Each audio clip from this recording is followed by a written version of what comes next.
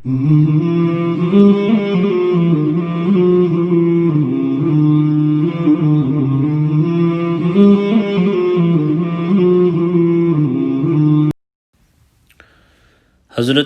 ابو دجانہ کی خوش نصیبی۔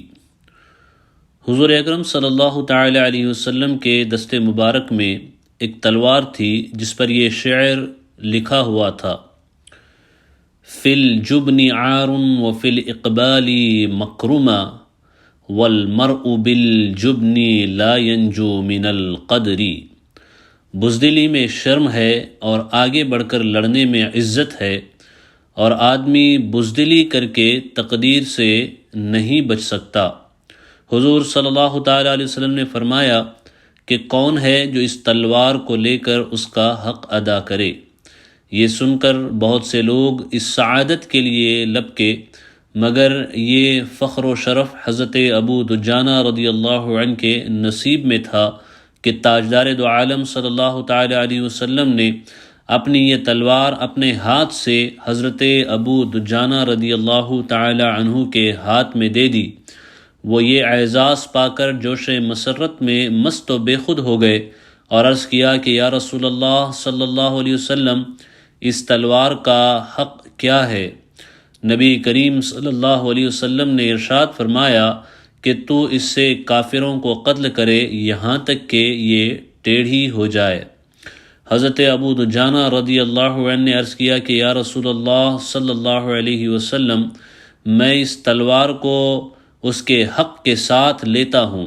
پھر وہ اپنے سر پر ایک سرخ رنگ کا رومال باندھ کر اکڑتے اور اتراتے ہوئے میدان جنگ میں نکل پڑے اور دشمنوں کی صفوں کو چیرتے ہوئے اور تلوار چلاتے ہوئے آگے بڑھتے چلے جا رہے تھے کہ ایک دم ان کے سامنے ابو سفیان کی بیوی ہندا آ گئی۔ حضرت ابو دجانہ رضی اللہ عنہ نے ارادہ کیا کہ اس پر تلوار چلا دے، مگر پھر اس خیال سے تلوار ہٹا لی کہ رسول اللہ صلی اللہ علیہ وسلم کی مقدس تلوار کے لیے یہ زیب نہیں دیتا کہ وہ کسی عورت کا سر کاٹے۔ حضرت ابو دجانہ رضی اللہ عنہ کی طرح حضرت حمزہ اور حضرت علی رضی اللہ عنہما بھی دشمنوں کی صفوں میں گھس گئے اور کفار کا قتل عام شروع کر دیا۔ حضرت حمزہ رضی اللہ تعالی عنہ جوش جہاد میں دو دستی تلوار مارتے ہوئے آگے بڑھتے جا رہے تھے۔ اسی حالت میں صبا غبشانی سامنے آ گیا۔ آپ نے تڑپ کر فرمایا کہ اے عورتوں کا ختنہ کرنے والی عورت کے بچے، ٹھہر، کہاں جاتا ہے؟ تو اللہ و رسول سے جنگ کرنے چلا آیا ہے۔ یہ کہہ کر اس پر تلوار چلا دی اور وہ دو ٹکڑے ہو کر زمین پر ڈھیر ہو گیا۔ حضرت حمزہ رضی اللہ عنہ کی شہادت۔ وحشی جو ایک حبشی غلام تھے اور ان کا آقا جبیر ابن مطعم ان سے وعدہ کر چکا تھا کہ تو اگر حضرت حمزہ رضی اللہ عنہ کو قتل کر دے تو میں تجھے آزاد کر دوں گا۔ وحشی ایک چٹان کے پیچھے چھپے ہوئے تھے اور حضرت حمزہ رضی اللہ عنہ کی طاق میں تھے۔ جو ہی آپ ان کے قریب پہنچے، انہوں نے دور سے اپنا نیزہ پھینک کر مارا جو حضرت حمزہ رضی اللہ تعالیٰ عنہ کی ناف میں لگا اور پشت کے پار ہو گیا۔ اس حال میں بھی حضرت حمزہ رضی اللہ عنہ نے تلوار لے کر ان کی طرف بڑھے، مگر زخم کی تاب نہ لا کر گر پڑے اور شہادت سے سرفراز ہو گئے۔ بخاری باب و قتل حمزہ جلد دوم میں اس کا بیان موجود ہے۔ یہ وحشی بعد میں مسلمان ہو گئے اور نبی کریم صلی اللہ علیہ وسلم کے غلاموں میں شامل ہو گئے۔ کفار کے علمبردار خود کٹ کٹ کر گرتے چلے جا رہے تھے، مگر ان کا جھنڈا گرنے نہیں پاتا تھا۔ ایک کے قتل ہونے کے بعد دوسرا اس جھنڈے کو اٹھا لیتا تھا۔ ان کافروں کے جوش و خروش کا یہ عالم تھا کہ جب ایک کافر نے، جس کا نام ثواب تھا، مشرکین کا جھنڈا اٹھایا تو ایک مسلمان نے اس کو زور سے تلوار ماری کہ اس کے دونوں ہاتھ کٹ کر زمین پر گر پڑے، مگر اس نے اپنے قومی جھنڈے کو زمین پر گرنے نہیں دیا، بلکہ جھنڈے کو اپنے سینے سے دبائے ہوئے زمین پر گر پڑا۔ اسی حالت میں مسلمانوں نے اس کو قتل کر دیا، مگر وہ قتل ہوتے ہوتے یہی کہتا رہا کہ میں نے اپنا فرض ادا کر دیا۔ اس کے مرتے ہی ایک بہادر عورت جس کا نام عمرہ تھا، اس نے جھپٹ کر قومی جھنڈے کو اپنے ہاتھ میں لے کر بلند کر دیا۔ یہ منظر دیکھ کر قریش کو غیرت آئی اور ان کی بکھری ہوئی فوج سمٹ آئی اور ان کے اکھڑے ہوئے قدم پھر سے جم گئے۔ حضرت حنظلہ رضی اللہ عنہ کی شہادت۔ ابو عامر راہب کفار کی طرف سے لڑ رہا تھا، مگر اس کے بیٹے حضرت حنظلہ رضی اللہ عنہ پرچم اسلام کے نیچے جہاد فرما رہے تھے۔ حضرت حنظلہ رضی اللہ عنہ نے بارگاہ رسالت میں عرض کیا کہ یا رسول اللہ صلی اللہ علیہ وسلم، مجھے اجازت دیجیے، میں اپنی تلوار سے اپنے باپ ابو عامر راہب کا سر کاٹ کر لاؤں گا، مگر حضور رحمت عالم صلی اللہ علیہ وسلم کی رحمت نے یہ گوارا نہیں کیا کہ بیٹے کی تلوار باپ کا سر کاٹے۔ حضرت حنظلہ رضی اللہ عنہ اس قدر جوش میں بھرے ہوئے تھے کہ سر ہتھیلی پر رکھ کر انتہائی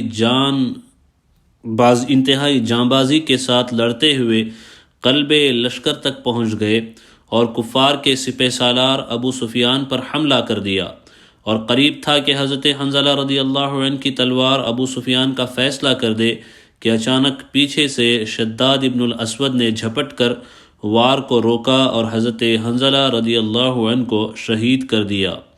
حضرت حنظلہ رضی اللہ عنہ کے بارے میں حضور اکرم صلی اللہ تعالی علیہ وسلم نے ارشاد فرمایا کہ فرشتے حنظلہ کو غسل دے رہے ہیں۔ جب ان کی بیوی سے ان کا حال دریافت کیا گیا تو اس نے کہا کہ جنگ احد کی رات میں وہ اپنی بیوی کے ساتھ سوئے تھے، غسل کی حاجت تھی، مگر دعوت جنگ کی آواز ان کے کان میں پڑی تو اسی حالت میں شریک جنگ ہو گئے۔ یہ سن کر حضور اقدس صلی اللہ تعالیٰ علیہ وسلم نے فرمایا کہ یہی وجہ ہے کہ جو فرشتوں نے ان کو غسل دیا، اسی واقعے کی بنا پر حضرت حنظلہ رضی اللہ عنہ کو غسیل الملائکہ، یعنی جنہیں فرشتوں نے غسل دیا، اس لقب سے یاد کیا جاتا ہے۔ اس جنگ میں مجاہدین، انصار و مہاجرین بڑی دلیری اور جاں بازی سے لڑتے رہے، یہاں تک کہ مشرکین کے پاؤں اکھڑ گئے۔ حضرت علی و حضرت ابو دجانہ و حضرت سعد ابن ابی وقاص رضی اللہ تعالی عنہم وغیرہ کے مجاہدانہ حملوں نے مشرکین کی کمر توڑ دی۔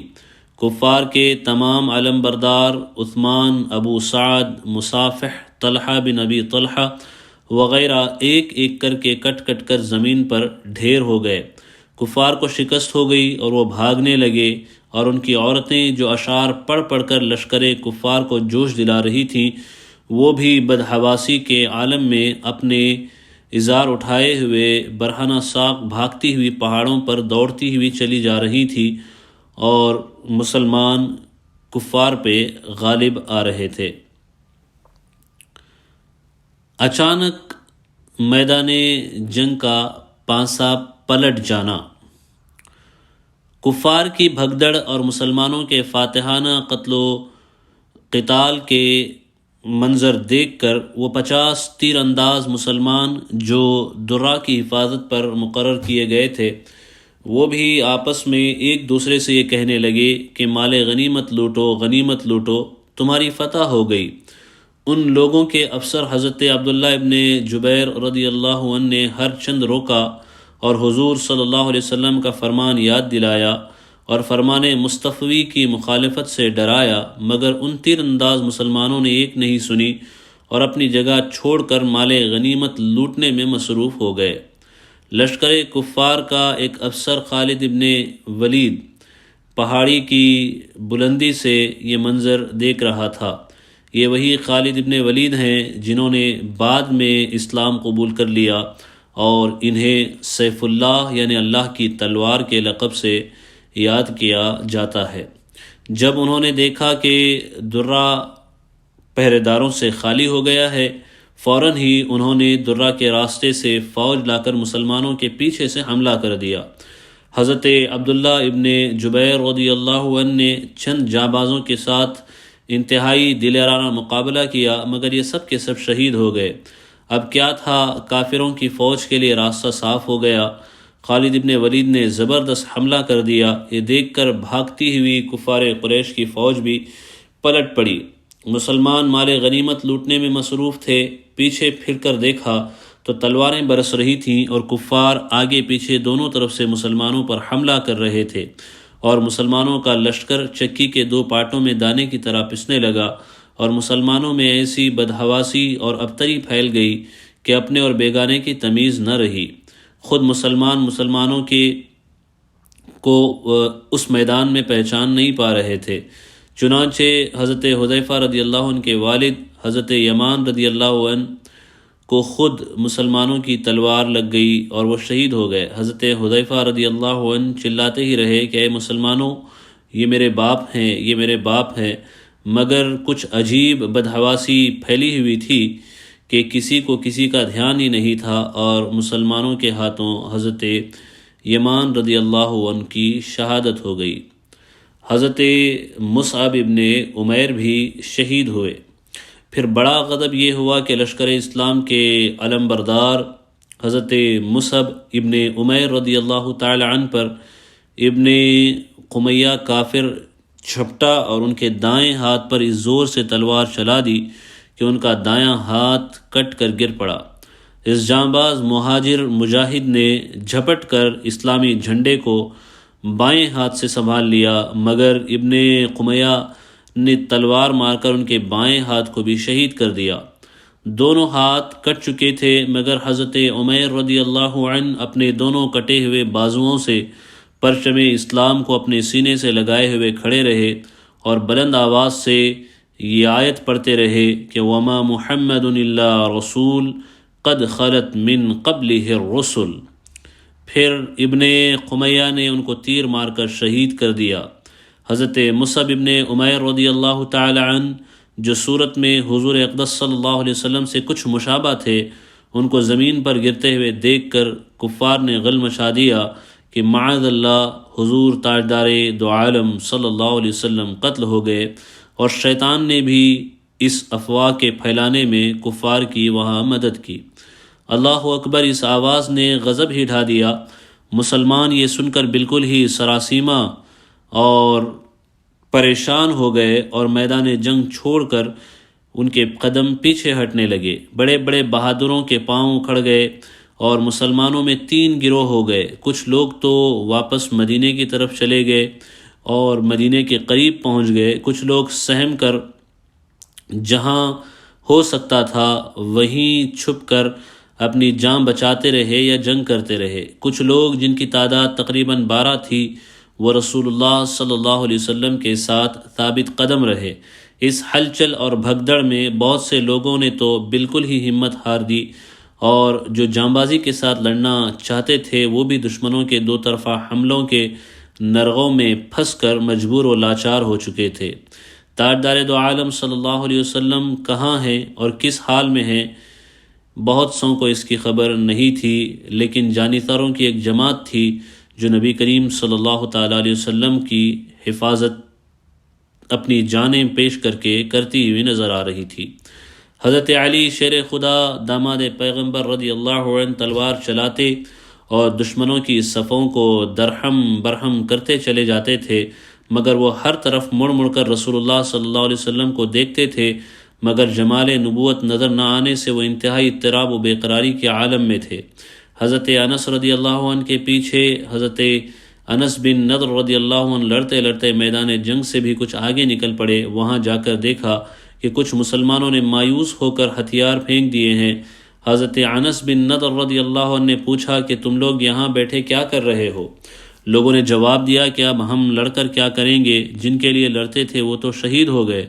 حضرت انس بن نضر رضی اللہ عنہ نے فرمایا کہ اگر واقعی رسول خدا صلی اللہ علیہ وسلم شہید ہو چکے تو پھر ہم ان کے بعد زندہ رہ کر کیا کریں گے؟ چلو ہم بھی اسی میدان میں شہید ہو کر حضور صلی اللہ علیہ وسلم کے پاس پہنچ جائیں۔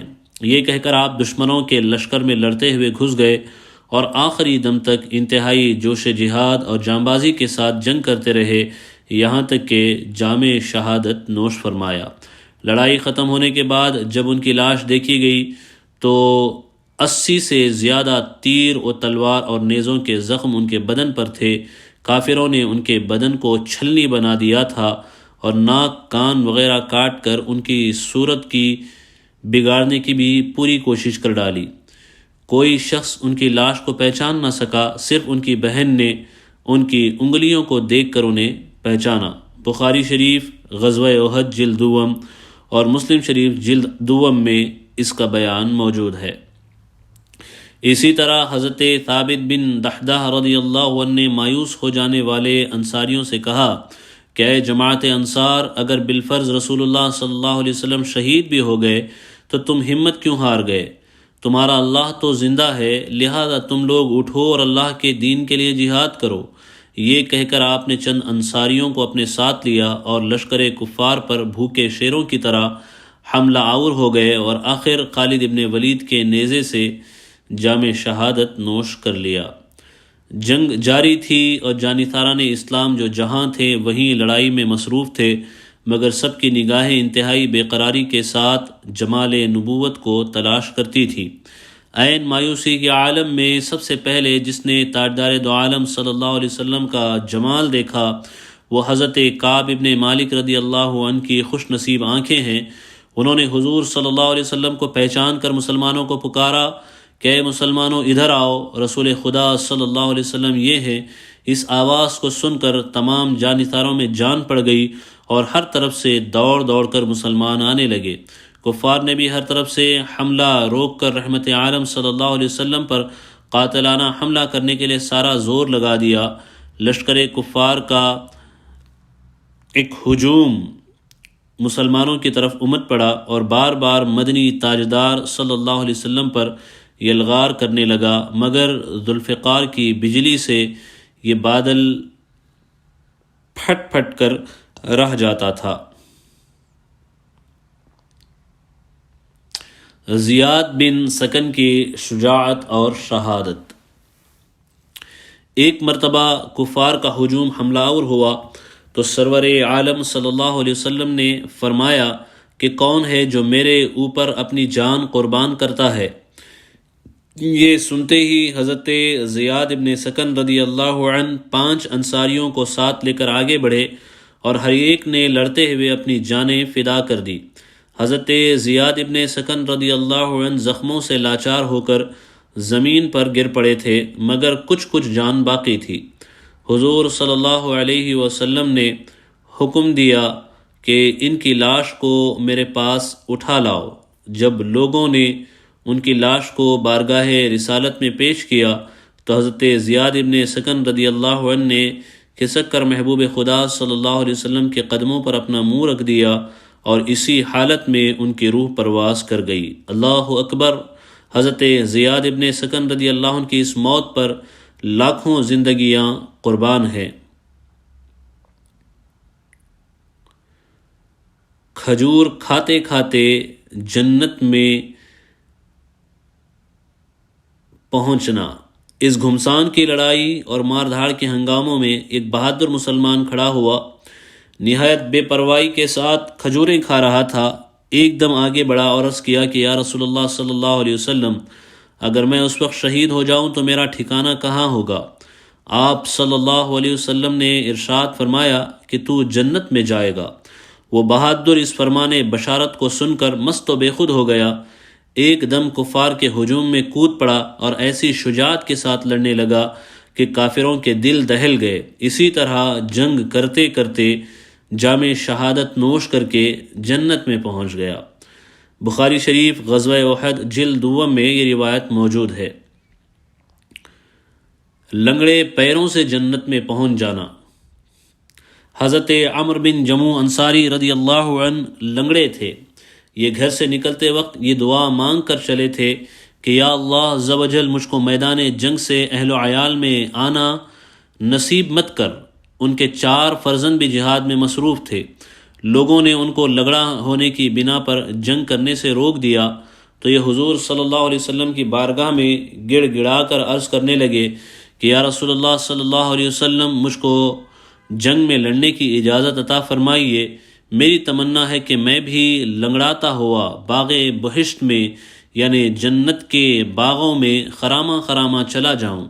ان کی بے قراری اور گریہ و زاری سے رحمت عالم صلی اللہ علیہ وسلم کا قلب مبارک متاثر ہو گیا اور آپ نے ان کو جنگ کی اجازت دے دی۔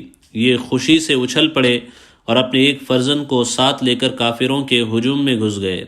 حضرت ابو طلحہ رضی اللہ عنہ کا بیان ہے کہ میں نے حضرت عمرو بن جموح رضی اللہ عنہ کو دیکھا کہ وہ میدان جنگ میں یہ کہتے ہوئے چل رہے تھے کہ خدا کی قسم میں جنت کا مشتاق ہوں۔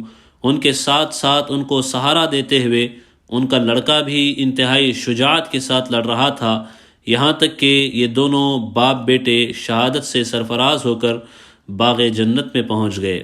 لڑائی ختم ہو جانے کے بعد ان کی بیوی ہند زوجہ عمرو بن جموح میدان جنگ میں پہنچی۔ اس نے ایک اونٹ پر ان کی اور اپنے بھائی اور اپنے بیٹے کی لاش کو لاد کر دفن کے لیے مدینہ لانا چاہا تو ہزاروں کوششوں کے باوجود کسی طرح بھی وہ اونٹ ایک قدم بھی مدینے کی طرف نہیں چلا، بلکہ وہ میدان جنگ ہی کی طرف بھاگ بھاگ کر جاتا رہا۔ ہند نے جب حضور اکرم صلی اللہ علیہ وسلم سے یہ ماجرا عرض کیا تو آپ صلی اللہ علیہ وسلم نے فرمایا کہ یہ بتا کیا عمرو بن جموح رضی اللہ عنہ نے گھر سے نکلتے وقت کچھ کہا تھا؟ ہند نے کہا کہ جی ہاں، وہ یہ دعا کر کے گھر سے نکلے تھے کہ یا اللہ عز و جل مجھ کو میدان جنگ سے اہل و عیال میں آنا نصیب مت کر۔ آپ نے ارشاد فرمایا کہ یہی وجہ ہے کہ اونٹ مدینہ کی طرف واپس نہیں جا رہا ہے۔ تاجدار دو عالم صلی اللہ تعالی علیہ وسلم کا زخمی ہونا۔ اسی سراسیمگی اور پریشانی کے عالم میں جبکہ بکھرے ہوئے مسلمان ابھی رحمت عالم صلی اللہ علیہ وسلم کے پاس جمع بھی نہیں ہوئے تھے کہ عبداللہ ابن امیہ جو قریش کے بہادروں میں بہت ہی نامور تھا، اس نے ناگہاں حضور صلی اللہ علیہ وسلم کو دیکھ لیا، ایک دم بجلی کی طرح صفوں کو چیرتا ہوا آیا اور تاجدار دو عالم صلی اللہ علیہ وسلم پر قاتلانہ حملہ کر دیا۔ ظالم نے پوری طاقت سے آپ کے چہرے انور پر تلوار ماری، جس سے خود کی دو کڑیاں رخ انور میں چبھ گئی۔ خود یہ لوہے کی ایک ٹوپی جیسی ہوتی ہے جس میں جال لوہے کی جالری بھی لٹک رہی ہوتی ہے، جس کے ذریعے سے سر کی حفاظت میدان جنگ میں کی جاتی ہے۔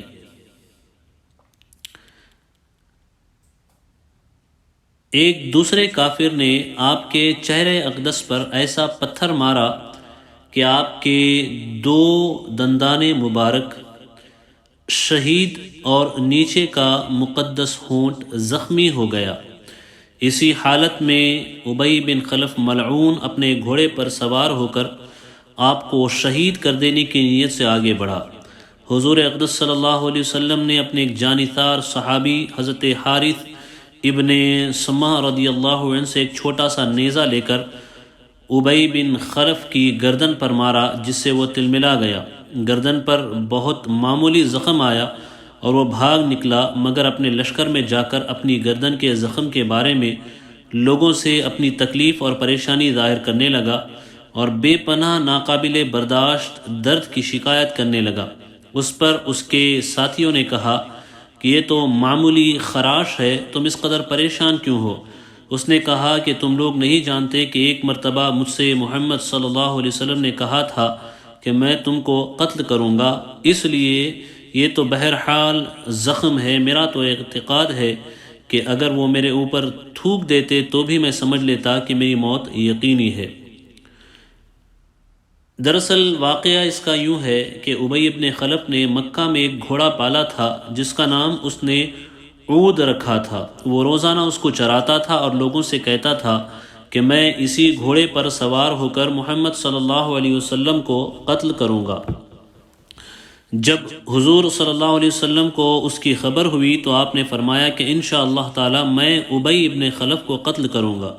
چنانچہ ابی ابن خلف اپنے اسی گھوڑے پر چڑھ کر جنگ احد میں آیا تھا، جو یہ واقعہ پیش آتے وقت اس کی سواری کی حیثیت سے اس کے ساتھ موجود تھا۔ ابی ابن خلف نیزہ کے زخم سے بے قرار ہو کر راستہ بھر تڑپتا اور بلبلاتا رہا، یہاں تک کہ جنگ احد سے واپس آتے ہوئے مقام صرف میں مر گیا۔ اس طرح ابن قمیہ ملعون، جس نے حضور صلی اللہ علیہ وسلم کے رخ انور پر تلوار چلا دی تھی، ایک پہاڑی بکرے کو خداوند قہار و جبار نے اس پر مسلط فرما دیا اور اس نے اس کو سینگ مار مار کر چھلنی بنا ڈالا اور پہاڑ کی بلندی سے نیچے گرا دیا، جس سے اس کی لاش ٹکڑے ٹکڑے ہو کر زمین پر بکھر گئی۔ صحابہ کرام رضی اللہ عنہم کا جوش جان نثاری۔ جب حضور اکرم صلی اللہ تعالی علیہ وسلم زخمی ہو گئے تو چاروں طرف سے کفار نے آپ پر تیر و تلوار کا وار شروع کر دیا اور کفار کا بے پناہ ہجوم آپ کے ہر چہار طرف سے حملہ کرنے لگا، جس سے آپ کفار کے نرغہ میں محصور ہونے لگے۔ یہ منظر دیکھ کر جانثار صحابہ رضی اللہ عنہم کا جوش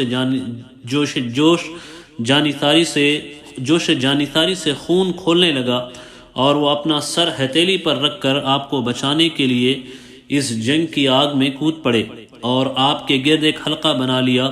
حضرت ابو دجانہ رضی اللہ عنہ جھک کر آپ کے لیے ڈھال بن گئے اور چاروں طرف سے جو تلواریں برس رہی تھیں ان کو وہ اپنی پشت پر لیتے رہے اور آپ تک کسی تلوار یا نیزے کی مار کو پہنچنے ہی نہیں دیتے تھے۔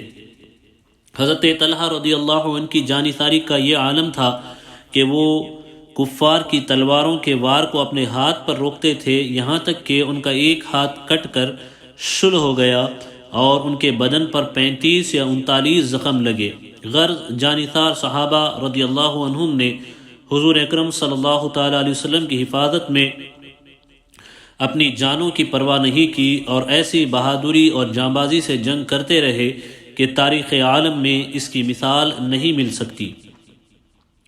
حضرت ابو طلحہ رضی اللہ عنہ نشانہ بازی میں مشہور تھے۔ انہوں نے اس موقع پر اس قدر تیر برسائے کہ کئی کمانیں ٹوٹ گئی۔ انہوں نے حضور صلی اللہ علیہ وسلم کو اپنی پیٹھ کے پیچھے بٹھا لیا تھا تاکہ دشمنوں کے تیر یا تلوار کا کوئی وار آپ پر نہ آ سکے۔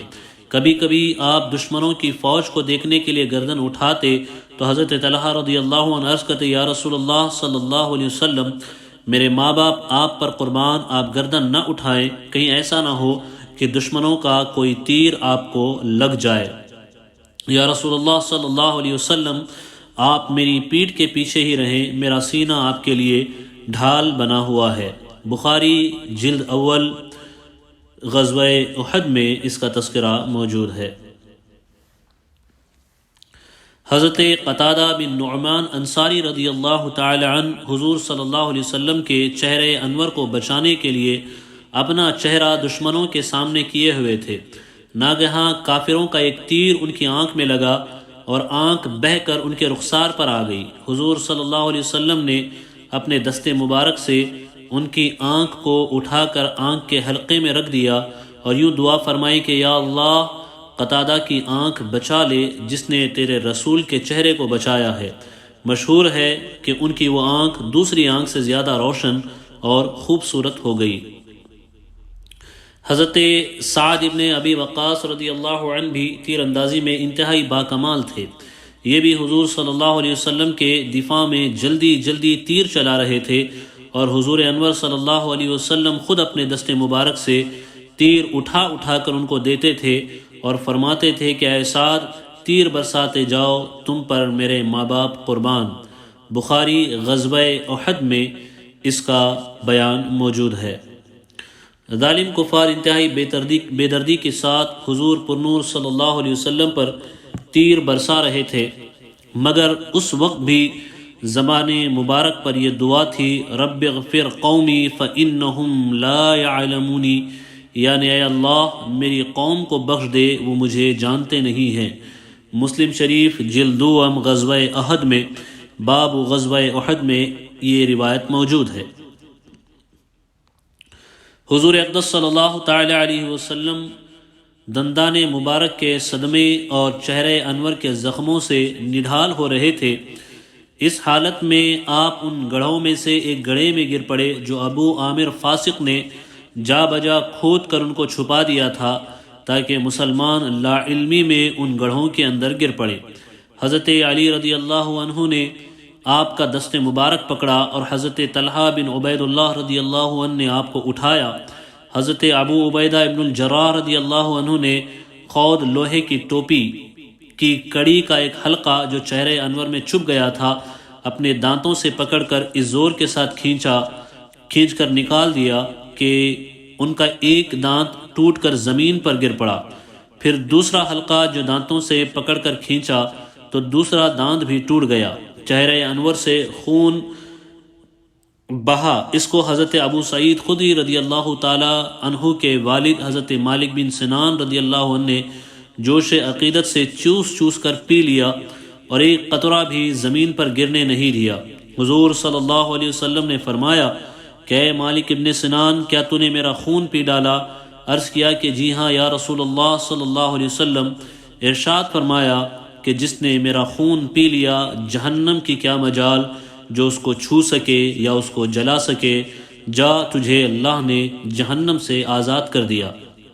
اس حالت میں رسول اللہ صلی اللہ علیہ وسلم اپنے جانیتاروں کے ساتھ پہاڑ کی بلندی پر چڑھ گئے جہاں کفار کے لیے پہنچنا دشوار تھا۔ ابو سفیان نے دیکھ لیا اور فوج لے کر وہ بھی پہاڑ پر چڑھنے لگا، لیکن حضرت عمر رضی اللہ عنہ اور دوسرے جانیتار صحابہ رضی اللہ عنہم نے کافروں پر اس زور سے پتھر برسائے کہ ابو سفیان اس کی تاب نہ لا سکے اور پہاڑ سے اتر کر پیچھے ہٹ گئے۔ حضور اقدس صلی اللہ علیہ وسلم اپنے چند صحابہ کے ساتھ پہاڑ کی ایک گھاٹی میں تشریف فرما تھے اور چہرے انور سے خون بہہ رہا تھا۔ حضرت علی رضی اللہ عنہ اپنی ڈھال میں پانی بھر بھر کر لا رہے تھے اور حضرت فاطمہ زہرا رضی اللہ عنہا اپنے ہاتھوں سے خون دھو رہی تھی، مگر خون بند نہیں ہوتا تھا۔ بالآخر کھجور کی چٹائی کا ایک ٹکڑا جلایا اور اس کی راکھ زخم پر رکھ دی تو خون فوراً ہی تھم گیا۔ بخاری شریف باب غزوہ احد جلد دوم میں اس کا بیان موجود ہے۔ ابو سفیان کا نعرہ اور اس کا جواب۔ ابو سفیان جنگ کے میدان سے واپس جانے لگے تو ایک پہاڑی پر چڑھ گئے اور زور زور سے پکارا کہ کیا یہاں محمد صلی اللہ علیہ وسلم ہے؟ حضور اکرم صلی اللہ علیہ وسلم نے فرمایا کہ تم لوگ اس کا جواب نہ دو۔ پھر اس نے پکارا کہ کیا تم میں ابو بکر موجود ہیں؟ حضور صلی اللہ علیہ وسلم نے فرمایا کہ کوئی کچھ جواب نہ دے۔ پھر انہوں نے پکارا کہ کیا تم میں عمر فاروق موجود ہیں؟ جب اس کا بھی کوئی جواب نہیں ملا تو ابو سفیان گھمنڈ سے کہنے لگے کہ یہ سب مارے گئے، کیونکہ اگر زندہ ہوتے تو ضرور میرا جواب دیتے۔ یہ سن کر حضرت عمر رضی اللہ تعالی عنہ سے ضبط نہ ہو سکا اور آپ رضی اللہ عنہ نے چلا کر کہا کہ اے دشمن خدا، تو جھوٹا ہے، ہم سب زندہ ہیں۔ یہ ابو سفیان کے ایمان لانے سے پہلے کا واقعہ ہے۔ پھر بعد میں اللہ نے حضرت ابو سفیان کو ایمان کی دولت سے نوازا اور وہ بھی مسلمان ہو کر صحابی رسول کے منصب پر فائز ہوئے۔ ابو سفیان نے اپنی فتح کے گھمنڈ میں یہ نعرہ مارا کہ اعلو حبل اعلو حبل، یعنی اے حبل تو سر بلند ہو جا، اے حبل تو سر بلند ہو جا۔ حضور صلی اللہ علیہ وسلم نے صحابہ سے فرمایا کہ تم لوگ بھی اس کے جواب میں نعرہ لگاؤ۔ لوگوں نے پوچھا کہ ہم کیا کہیں؟ ارشاد فرمایا کہ تم لوگ یہ نعرہ مارو کہ اللہ اعلی و اجل، یعنی اللہ سب سے بڑھ کر بلند مرتبہ اور بڑا ہے۔ ابو سفیان نے کہا کہ لنا العزا ولا عزا لکم، یعنی ہمارے لیے عزا بت ہے اور تمہارے لیے کوئی عزا نہیں ہے۔ حضور صلی اللہ علیہ وسلم نے فرمایا کہ تم لوگ اس کے جواب میں کہو کہ اللہ مولانا ولا مولا لکم، یعنی اللہ ہمارا مددگار ہے اور تمہارا کوئی مددگار نہیں۔ ابو سفیان نے بآواز بلند بڑے فخر کے ساتھ یہ اعلان کیا کہ آج کا دن بدر کے دن کا بدلہ اور جواب ہے۔ لڑائی میں کبھی فتح کبھی شکست ہوتی ہے۔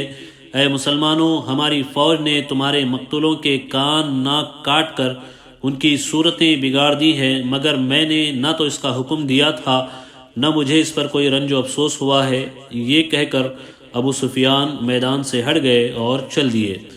بخاری جلد دوم غزوہ احد کے بیان میں یہ روایت موجود ہے۔ ہندا جس نے کلیجے چبائے۔ کفار قریش کی عورتوں نے جنگ بدر کا بدلہ لینے کے لیے جوش میں شہدائے کرام رضی اللہ عنہم کی لاشوں پر جا کر ان کے کان، ناک وغیرہ کاٹ کر صورتیں بگاڑ دیں، اور ابو سفیان کی بیوی ہندہ نے تو اس بے دردی کا مظاہرہ کیا کہ ان اعضاء کا ہار بنا کر اپنے گلے میں ڈالا۔ ہندہ حضرت حمزہ رضی اللہ تعالی عنہ کی مقدس لاش کو تلاش کرتی پھر رہی تھی، کیونکہ حضرت حمزہ ہی نے جنگ بدر کے دن ہند کے باپ عتبہ کو قتل کیا تھا۔ جب اس بے درد نے حضرت حمزہ رضی اللہ عنہ کی لاش کو پا لیا تو خنجر سے ان کا پیٹ پھاڑ کر کلیجہ نکالا اور اس کو چبا گئی، لیکن حلق سے نہ اتر سکا، اس لیے اگل دیا۔ تاریخوں میں ہندہ کا لقب جو جگر خوار ہے وہ اسی واقعے کی بنا پر ہے۔ ہندہ اور ان کے شوہر ابو سفیان نے رمضان 8 ہجری میں فتح مکہ کے دن اسلام قبول کر لیا تھا۔ سعد ابن الربیع کی وصیت۔ حضرت زید بن ثابت رضی اللہ عنہ کا بیان ہے کہ میں حضور صلی اللہ علیہ وسلم کے حکم سے حضرت سعد ابن الربیع رضی اللہ عنہ کی لاش کی تلاش میں نکلا تو میں نے ان کو سکرات کے عالم میں پایا۔ انہوں نے مجھ سے کہا کہ تم رسول اللہ صلی اللہ علیہ وسلم سے میرا سلام عرض کر دینا اور اپنی قوم کو بعد سلام میرا یہ پیغام سنا دینا کہ جب تک تم میں سے ایک آدمی بھی زندہ ہے، اگر رسول اللہ صلی اللہ علیہ وسلم تک کفار پہنچ گئے تو خدا کے دربار میں تمہارا کوئی عذر بھی قابل قبول نہ ہوگا۔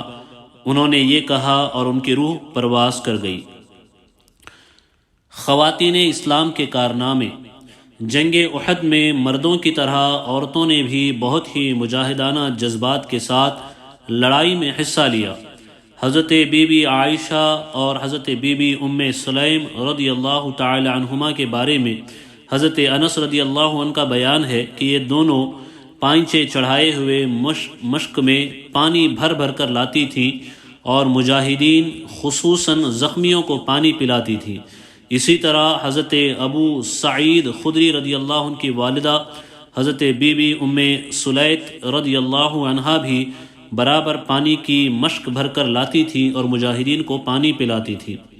بخاری شریف جلد دوم میں اس کا تذکرہ موجود ہے۔ حضرت ام عمارہ کی جان اثاری۔ حضرت بی بی ام عمارہ جن کا نام نصیبہ ہے، جنگ احد میں اپنے شوہر حضرت زید بن عاصم اور 2 فرزند حضرت عمارہ اور حضرت عبداللہ رضی اللہ عنہم کو ساتھ لے کر آئی تھی۔ پہلے تو یہ مجاہدین کو پانی پلاتی رہی، لیکن جب رسول اللہ صلی اللہ علیہ وسلم پر کفار کی یلغار کا ہوش ربا منظر دیکھا تو مشق کو پھینک دیا اور ایک خنجر لے کر کفار کے مقابلے میں سینہ سپر ہو کر کھڑی ہو گئی اور کفار کے تیر و تلوار کے ہر ایک وار کو روکتی رہی۔ چنانچہ ان کے سر اور گردن پر 13 زخم لگے۔